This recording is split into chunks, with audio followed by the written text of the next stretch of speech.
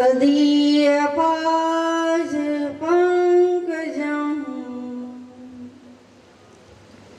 नमामि देवी नर्मदे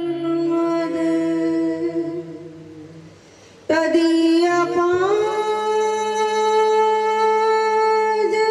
पंकजं नमामि देवी नर्मदे नमामि देवी नर्मदे। गुरु गादीना पादुकाई चरणों में कोटि कोटि वंदन।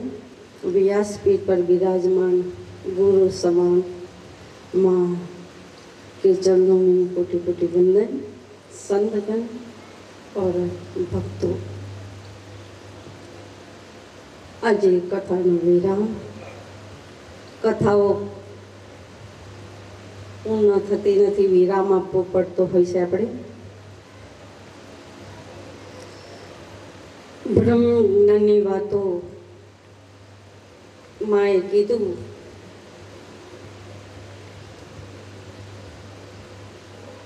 कि कोने समझ पड़े जेनी पर गुरु कृपा केवलम, जेनी पर गुरु कृपा केवलम, जेनी पर गुरुनी कृपा होय ते समझी सके। तो पेला गुरुजीनी वंदना करी लो।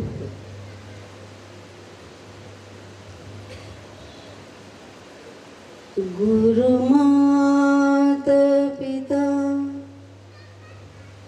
गुरु बंधु सखा, तेरे चरणों में सोने मेरा कोटि प्रणाम। गुरु माता पिता गुरु बंधु सखा, तेरे चरणों में सोने मेरा कोटि प्रणाम। तू ही भक्ति हो, तू ही शक्ति हो, तू ही भक्ति हो, तू ही शक्ति हो, तू ही मुक्ति हो, मेरे सामन सिवा। तू ही मुक्ति हो, मेरे सामन सिवा। गुरु माता पिता गुरु बंधु सखा, तेरे चरणों में सोने मेरा कोटि प्रणाम। तू ही प्रेम हो, तू ही करुणा, तू ही प्रेम हो, तू ही करुणा, तू ही मोक्ष हो, मेरे सामन सिवा। तू ही मोक्ष हो, मेरे सामन सिवा। गुरु माता पिता गुरु बंधु सखा, तेरे चरणों में सोने मेरा कोटि प्रणाम। तेरे चरणों में सोने मेरा कोटि प्रणाम।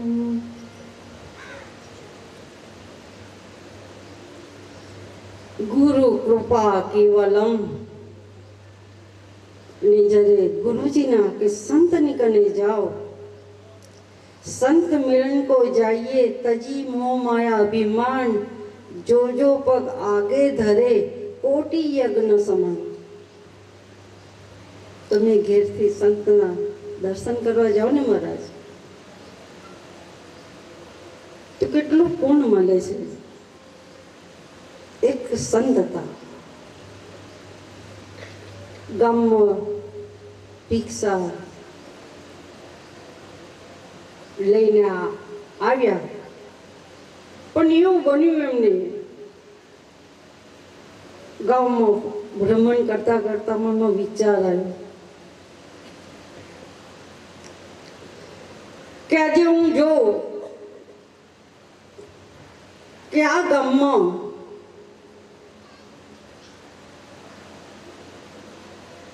કોણ સત્સંગી, કોણ ભગત છે જે રોજ સ્વાધ્યાય કરે, સત્સંગ કરે, જ્ઞાનની વાતો કરે, એવું કોઈ ગામમાં ઘર ખરું? એવા ઘરની હું ભિક્ષા લઉં. હવે સંત આખા ગામમાં તો ફરી ના શકે, આખા ગામમાં ફરવા જાય તો સામ ઢળી જાય, તોય અમુક મકાનો રહી જાય. તો આવું કંઈક તલાવ હશે, ત્યાં આગળ અમારા સંત જઈને બેસી ગયા. સંકલ્પ એવો લાગે છે તો ગામ ભજન વાળું, પણ કયા ઘરની ભિક્ષા ધારણ કરવી, કયા ઘરની રોટલી ગ્રહણ કરવી? ભાઈ સંત એક રોટલી ખાય ને તમારી, એ શું આપે ખબર છે? એ તો તમારું પાપ ખાય છે ને એ તમને હોલસેલમાં આશીર્વાદ આપે.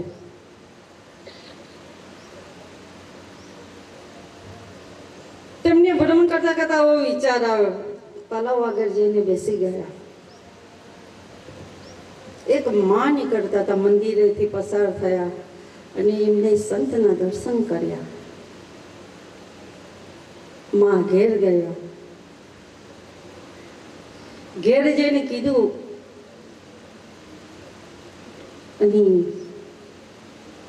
છોકરી હતી, એની છોકરીને કીધું કે તલાવ આગળ એક સંત બેઠા છે, તું એને ભિક્ષા આપ્યા. હું જે બનાવું ને એ તું એ સંતને ભિક્ષા આપ્યા.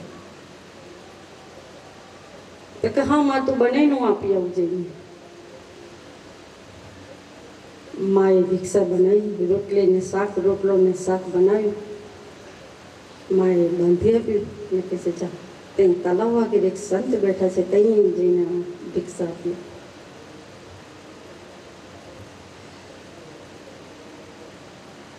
તો છોકરીએ ભિક્ષા લઈ, માએ જે આપ્યું એ લઈને તલાવ આગળ આવી. બાપજીને કહે છે, લો માએ ભિક્ષા આપી છે, તમે આવો કરો, તમે ભિક્ષા ગ્રહણ કરો. સંત વિચારમાં પડી ગયા, હું ભજન હું કરું, ભિક્ષા નહીં છે સ્વીકારું. તો કહે છે કેમ? બાળકે છોકરી પણ 12-13 વર્ષની, હું ના સ્વીકારું. કેમ બાપુ? મારે એવા ઘરની ભિક્ષા જોઈએ જે સત્સંગ થાય, ભજન થતું હોય, એ ઘરની ભિક્ષા હોય. તે છે અમારી ઘેર થાય છે. પછી સંત કહે છે કે જેની ઘેર યજ્ઞ થતા હોય, કરાવતા હોય, એવા ઘરનું ભિક્ષા ગ્રહણ કરું છું. જેમ તેમના ઘરની ભિક્ષા ગ્રહણ નથી કરતો, હું લેતો નથી કે છે.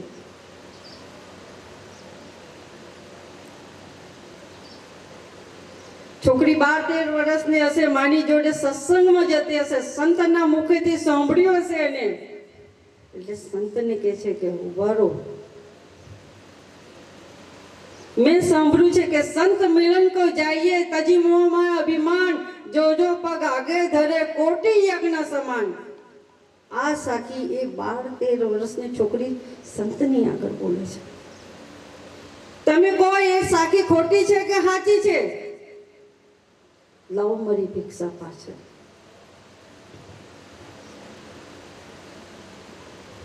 બાર 13 વર્ષની છોકરી આ સાખી બોલે છે. મેં સાંભળ્યું છે આવું કે સંત મિલન કો જાઈએ તજી મોહમાં અભિમાન, જો જો પગ આગે ધરે કોટી યજ્ઞ સમાન. તમે એક યજ્ઞની વાત કરો છો? હું તો મારા ઘેરથી કેટલા ડગલા ચાલીને આવી. બાપુ બોલો. બાપુ ખુશ થઈ ગયા એને આશીર્વાદ આપી દીધા. આ હકીકત છે. સંતની કને જાઓ તો શું માગતા પણ નથી આવતું તમને. હવે તો કલયુગ કલી રાજાનું શાસન આવે ને એમ જ જીવી રહ્યા છે. દયા કરુણા પ્રેમ એ વસ્તુ ઘરમાં પણ જોવા નથી મળતી. તો પછી જહેરમાં તો મૂંગા પ્રાણીની પર અત્યાચાર થતો હોય, મારતા હોય, ગુસ્સા કરતા હોય તો એની તો વાત જ કઈથી રહી.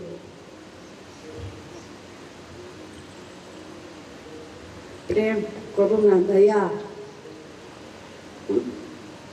એ હવે આ બધું ઓછું જ થઈ જવાનું. આ તો જોવા જ નહીં મળે, વાતો જ હશે એની. શાસ્ત્રમાં બધી વાતો. માએ કીધું ને કે જેની કુંડળી જાગૃત થઈ જાય એને બોલવાનું ના હોય ભાઈ, એનું પ્રદર્શન એ ના હોય, દર્શન હોય. જેમ સૂરજ નીકળે છે આપણે માગવું નથી પડતું, પ્રકાશ આપે છે. એનું તેજ નીકળતું છે ભાઈ.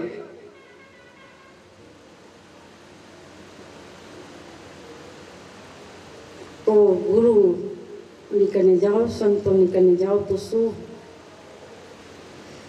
વારસામાં આપીને જવાના તમે બાળકોને? આપણે તો રિટર્ન ટિકિટ વાળા છે, આપણે તો જવાના.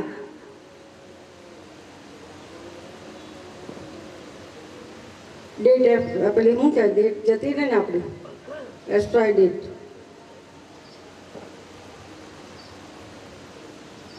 વારસામાં શું મૂકીને જાઓ તમે? સંત હોય, આપણા ગુરુ મહારાજનું તીર્થ હોય અને પરંપરા તમારી પેઢી એક સેવા ગુરુ દરબારમાં તમારી પેઢી દર પેઢી ચાલે એવી એક સેવા લખાવી જોઈએ. પેઢી દર પેઢી. બેંક બેલેન્સ નહીં, બંગલા નહીં, ગાડીઓ નહીં. એક મનુષ્ય છે કે કમાવા જાય છે. પશુ પક્ષી, ગાયો, કૂતરાઓ, કબૂતરો, કાગડાઓ, ચકલીઓ, ખિસકોલીઓ એક કમાવા જાય છે તો એનું પેટ ભરાય છે ભાઈ.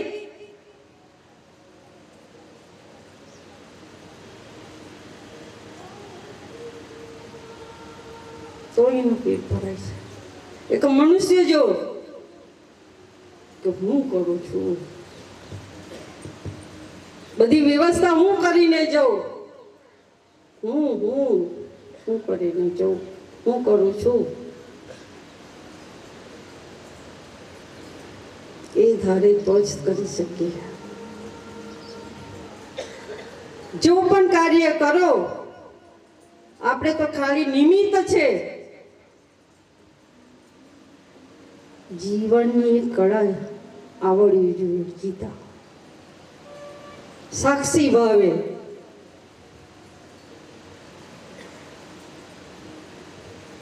બે ભાઈઓ હોય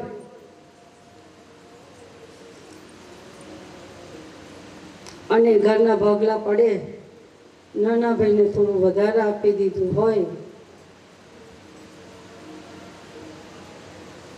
મોટા ભાઈ બબીનાથી સહેન ના થાય.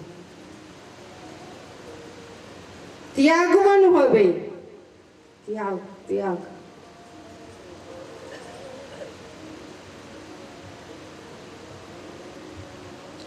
એક માતાજી આવે,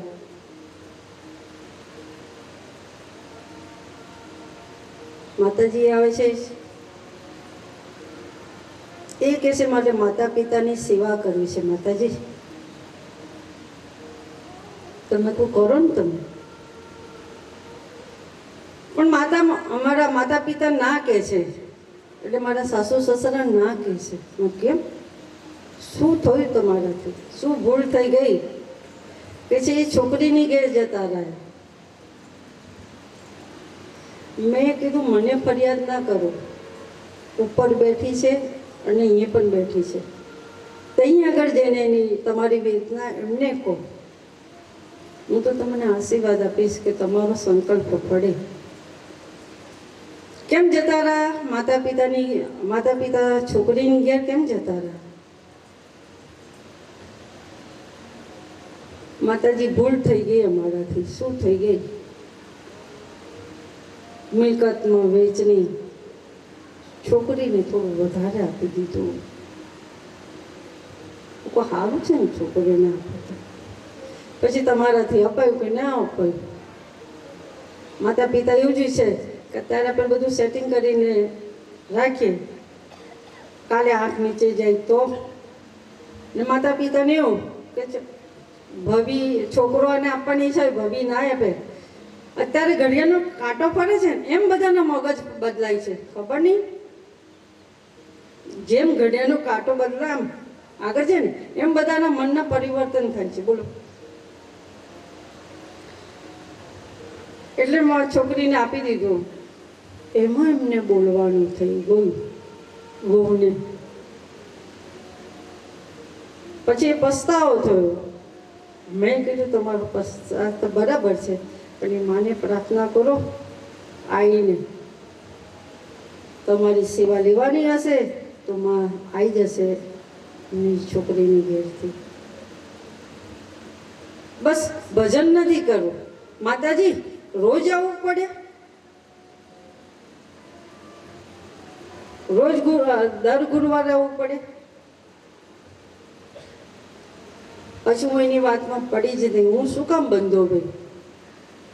મેં કીધું તારે કામ કરવાનું છે તો કહો, તારી જેટલી ઈચ્છા હોય એટલા વાર ભર, જેટલા તું વાર ભરશે એટલા જલ્દી કામ થશે. હાવ સંતોની જોડે રમે યાર.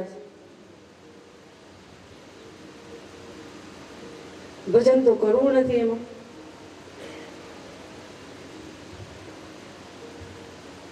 ને અમે બોલી ગયા હોય, અમે બોલ્યા હોય ને સંતના શબ્દો મિથ્યા થતા નથી. સમજી જાઓ.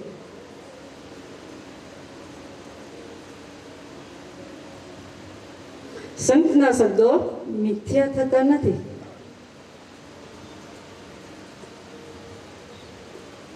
એ બોલી જાય ને તો પછી એને કરવું પડે, એને કરવું પડે. મેં કીધું આઈને ભજન કરો નહીં આગળ. આપણને માગતા પણ ના આવડે. ગુરુ મહારાજ કે સંતોની કને જાઓ તો એવું માગો કે મારા ઘરમાંથી ભજન ના ઓછું થાય, મારા ઘરમાં સદાય ભક્તિ રહે, સદાય પ્રેમ રહે. ગુરુજી સદાય પ્રેમ રહે. જે બધું હોય ને પ્રેમ ના હોય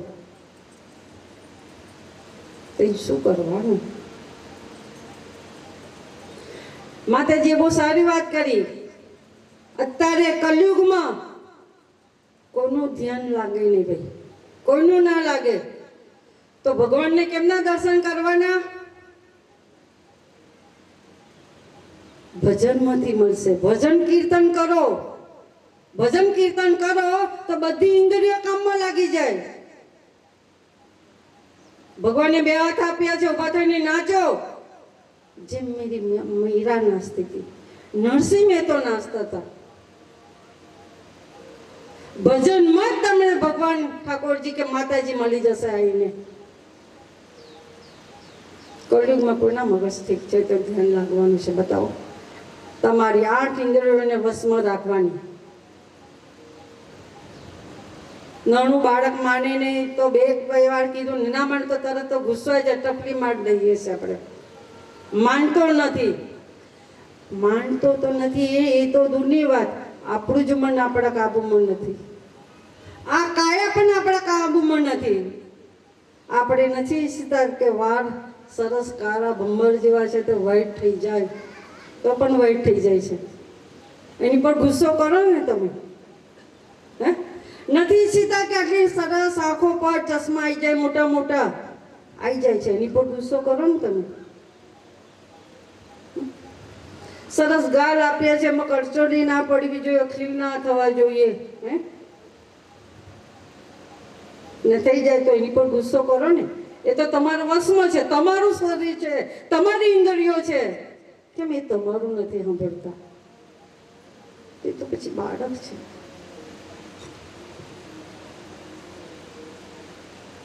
ને બાળક છે તો બાળક થવાની છે. એમાં નારાયણને જુઓ ને તમે. એ ધમાલ કરતું હોય, ના માનતા તો એમાં નારાયણ જુઓ. 5-10 મિનિટ એને નિહારો તો ખરા. તમારું નારાયણ શું કરી રહ્યો છે, કેવું ભજવી રહ્યો છે. પછી જુઓ, તમારા વાઇબ્રેશન એને મળે જ અને એ શાંત થઈ જાય. તમે જે વિચારો એ જ સમય જાય અને એ જ સમયથી પાછું આવે. સોચ, જો વિચારો એવું રિઝલ્ટ મળે. એવું નહીં કહેતી, આ કહે છે પોઝિટિવ વિચારવાનું, નેગેટિવ નહીં વિચારવાનું કોઈ પણ વ્યક્તિ પર. તમે એક વ્યક્તિ પર ઘૃણા કરી નાખી, ઉઠીને એનું જ ચિંતન કરો કે આજે મળે તો આમ કરી નાખું, આમ કર, તો પેલા એને વાઇબ્રેશન એવા જ મળે. તમે અહીંથી પ્રેમના પોઝિટિવ વાઇબ્રેશન નાખો ને કે આજે એ મળે ને તો એને મળીને હું માફી માંગી લઉં. હે, એવા વાઇબ્રેશન નાખો ને તો હમેથી એ જ પ્રતિહાર આવે, એની એ જ વિચાર આવે, પોઝિટિવ જ આવે. બધું જે છે તે મન પર છે, મન પર, મન પર.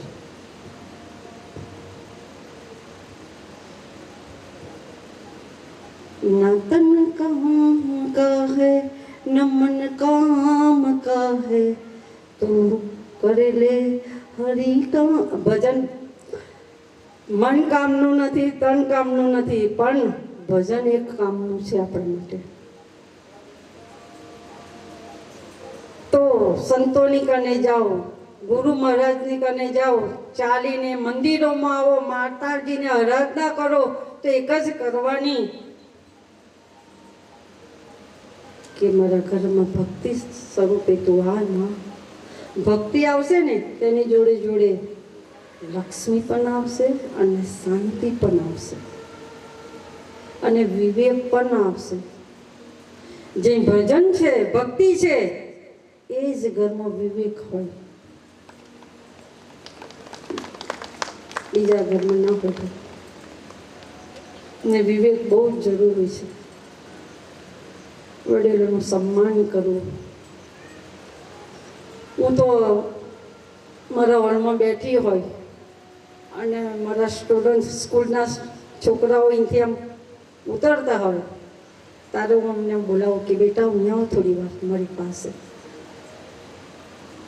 એટલે હું 2 મિનિટ એમની કને લઉં ને થોડો એમની કને સત્સંગ કરું. આજની નવા જનરેશનને એ ખબર નથી કે રામના કેટલા ભાઈ હતા.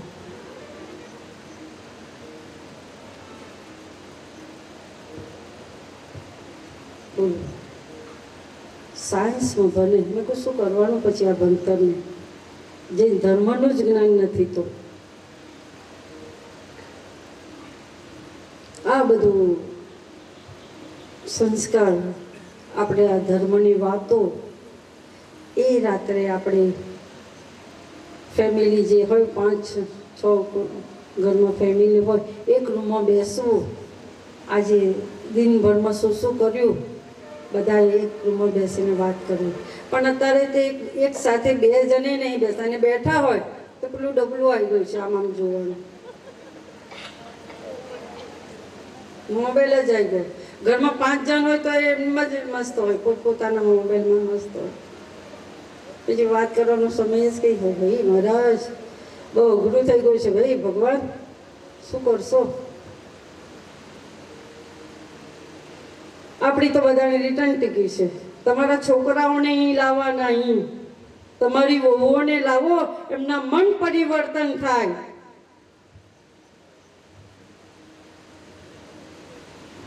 તમારી વહુઓને મોકલવાના, એમના મન પરિવર્તન થાય. આવી વાતો સાંભળી હશે તે એમના બાળકોને કહેશે, રાત્રે સૂતી ઘણી વાતો કરશે. કોણ શીખ આપશે?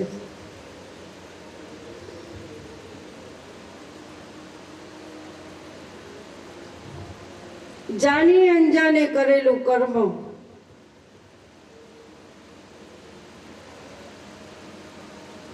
વહુને લાવો ને તો સત્સંગ થાય. તેની જે વૃત્તિઓ હોય, સમજી જાઓ, વૃત્તિઓ એટલે એની જે ઈચ્છાઓ હોય,